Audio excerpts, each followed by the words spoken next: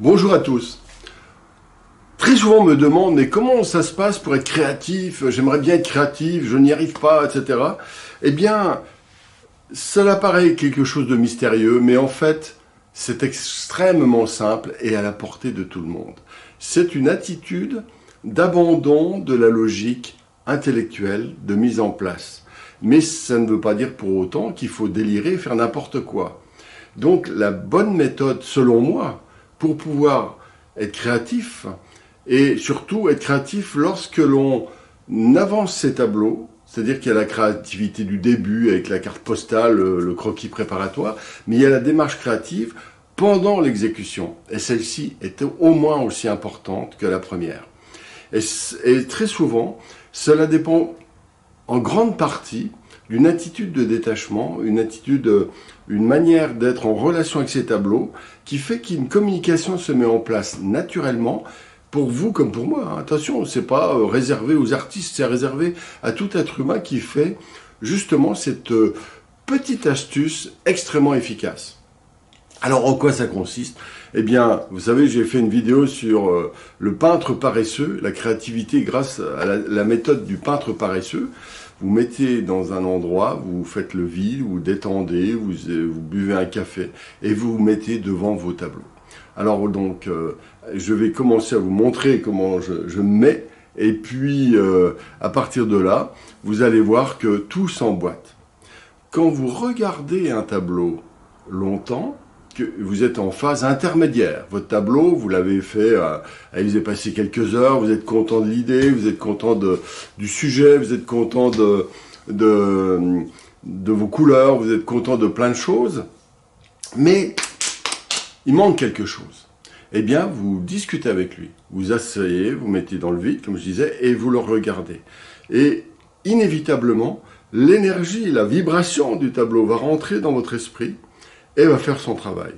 Vous n'avez rien à faire que d'être attentif, méticuleux, et puis bien sûr, avoir préparé votre caisse à outils, qui est donc votre technique. Mais ça, pour l'instant, laissez tomber.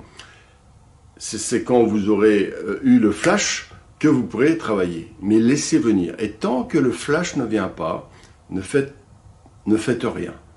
Alors, vous allez être face à votre tableau, ou vos tableaux. Moi, j'en regarde 5, 6 d'un coup, je vais vous montrer. Et puis, à un moment donné, vous passez de l'un à l'autre. Ah là, c'est trop quelque chose. Ah là, il me manque ça. Ah, j'aimerais mieux que ce soit plus comme ci, plus comme ça. Ah là, je ne sais vraiment pas quoi faire. Eh bien, quand vous ne savez pas quoi faire, vous ne faites rien. Vous avez des fois des idées qui vont naître pour une bricole. Par exemple, tiens, cette branche-là, elle est trop comme ci, trop comme ça. Quand il s'agit d'arbres, ou d'un élément, ah tiens, ma pomme, elle est trop comme ci, ah tiens, la tache là est trop grosse, ah tiens, eh bien, vous notez plein d'éléments qui vont se faire, ça va se faire naturellement d'ailleurs, et quand vous avez 6 ou 7 tableaux, vous saurez que là, la tache orange, il faut qu'elle soit plus douce, là, que la branche de l'arbre, elle doit être un tout petit peu plus légère, là, que tel truc, etc.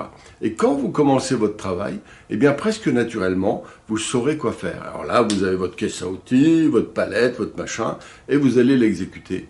Parce qu'il y aura une conscience de ce que vous voulez améliorer. C'est un processus extraordinairement important, d'ailleurs pas seulement pour la peinture, mais presque pour la vie en général, mais la peinture permet de centraliser ce processus créatif et développer une forme de conscience de ce qui est intéressant. Alors ce qui est important aussi, pour pouvoir faire ça dans de bonnes conditions, c'est d'oublier le fait de se dire, voilà, il faut faire comme ci, il faut faire comme ça. Là, on recherche des autorités, des papas, des mamans qui vont nous aider à faire ci, faire ça. Non, vous êtes tout seul, face à l'inconnu. Il faut assumer vos prises de position par rapport à votre tableau. Et à ce moment-là, laissez venir. Et quand vous avez pris une décision, empereur d'un territoire de la taille de vos chaussures, la décision, c'est votre décision. Et ça, ce que vous allez faire, ça va devenir la réalité. Une réalité, bien sûr, mais votre réalité, et ça devient incarné. Et c'est ça qui est magique. Vous auriez fait la même correction 2 jours après, vous auriez fait autre chose, mais ça aurait été une autre réalité. Mais c'est ça qui est marrant, c'est un jeu de conscience et de rapport à la réalité qui ne peut pas s'aborder par la réflexion. Parce que si vous travaillez par la réflexion, vous dites, ah, petit 1, il faut que je fasse ci, petit 2, il faut que je fasse ça, et puis tiens, la technique il exige que je fasse ceci, cela, etc., etc., vous allez tuer ce que je viens d'évoquer tout de suite. D'accord? Alors, un petit coup d'œil sur l'ensemble, et puis je vais vous faire des présentations, parce que j'ai passé 2 heures ce matin, justement, et je vais vous faire le point sur la démarche qui va vous permettre d'être créatif. Et surtout, n'imitez pas ma manière, imitez éventuellement le processus global que j'utilise, mais adaptez-le à vous. Alors, premier élément. Alors aujourd'hui, je vais vous montrer comment j'ai travaillé ce tableau-là, comment les 2 heures que j'ai passées à l'observer, ainsi que les 4 ou 5 autres tableaux qui sont à côté. Et je vais vous faire une démonstration complète de tous mes cheminements pour essayer d'améliorer celui-ci. Et puis aussi, bien entendu, voilà, j'avais tous ces tableaux devant les yeux, voilà, ceux qui sont par terre, là, vous voyez. Et donc je ferai d'autres vidéos pour cela, parce qu'évidemment, il ne faut pas non plus tout faire, ce serait trop long de tout faire d'un coup. Voilà. Alors voilà ce tableau, déjà quand vous regardez votre tableau, vous surfez dessus, vous le regardez de manière un petit peu informelle, blabla, laissez-vous porter, etc. Et l'idée apparaît. Alors l'idée, dans ce cas-là, évidemment, c'est la mienne, donc vous n'avez rien à dire. Mais ce qui est important pour moi, c'est d'évoquer l'idée d'un monde magique, mystérieux, élevé, plein de lumière, et puis un monde qui va être austère, mais pas trop non plus. D'accord? C'était ça l'idée. Alors ce tableau, je l'ai commencé il y a 8 ans, et en fait, il était complètement différent. Enfin, il avait cette structure-là, mais là, en bas, il y avait un personnage, une femme, dans un fauteuil. Mais j'en ai eu marre, c'était trop bavard. C'est les tableaux bavards. Alors que là, je voudrais créer un univers qui va naître de manière un peu intuitive, comme j'expliquais un petit peu avec l'ajaillissement d'une idée, puis d'une autre, etc. Hein, me laisser porter. Et je voudrais donc insister sur la luminosité là-haut. Alors je vais me rapprocher un petit peu. Donc je vais d'abord parler de cette partie haute. Cette partie haute, j'aimerais que ce soit encore plus lumineux. Voyez? Alors par exemple, je me dis comment je vais faire? Eh ben, je vais travailler particulièrement les zones claires et les insister, faire donc du détail en ajoutant du clair. Si j'avais voulu faire foncer, j'aurais pu faire du détail en fonçant certains endroits. D'accord? Là, je pourrais aussi utiliser des glacis pour foncer si je voulais. Mais là, si je veux éclaircir, je ne peux pas parce que, évidemment, si je mets des voiles, les glacis, ça va foncer. C'est comme mettre un miroir transparent. Donc, je vais déjà me poser des questions sur comment je veux faire évoluer ça.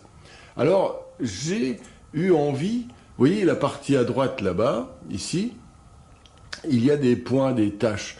Et ça, c'est une méthode que je viens de mettre en place qui me plaît énormément, donc qui consiste à faire vibrer, travailler des zones qui vont être simplement des vibrations, des touches, des taches, pour rehausser certaines zones. Évidemment, je vais le faire en utilisant, dans ce cas, du bleu, du vert, mais sous forme de touches, de traits, etc., là-haut. Hein.